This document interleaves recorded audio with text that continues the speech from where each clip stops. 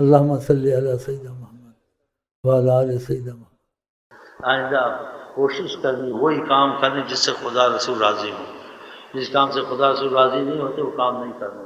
غلطی سے ہو جائے خدا سے معافی مانگنی، لوگوں کو دیکھ کر نہیں چلنا ہے، اپنا مفاد نہیں دیکھنا ہے۔ مثلا تم ایک چیز ہے جھوٹ بول کے اس میں 10 روپے کماتے ہو، سچ بولتے تو 2 روپے بچتے، مفاد نہیں دیکھتے، 2 روپے اچھے۔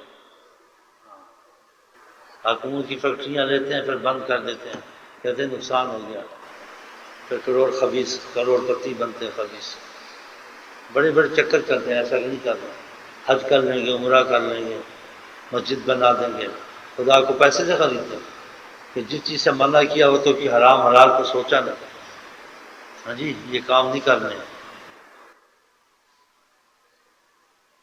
تو خدا تمہارے دل کو غنی کر دے گا، پھر خدا رحمت والا گھر دے گا، رحمت والے پیسے دے گا، رحمت والی موت دے گا، رحمت والی اولاد دے گا۔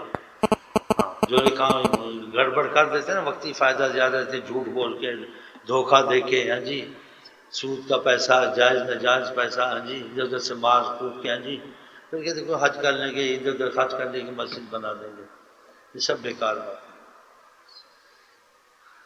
اگر تم کو رحمت خدا کی چاہیے تو خدا پر یقین ہونا چاہیے۔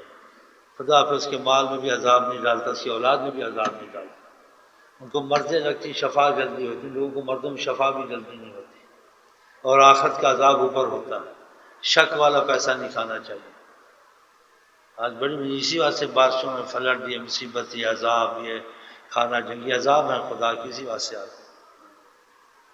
یہ سب رستہ یہی خراب ہے، اس سے تو جاتے ہی نہیں ہے نا، وہ تو ظاہری کو دیکھتے ہیں۔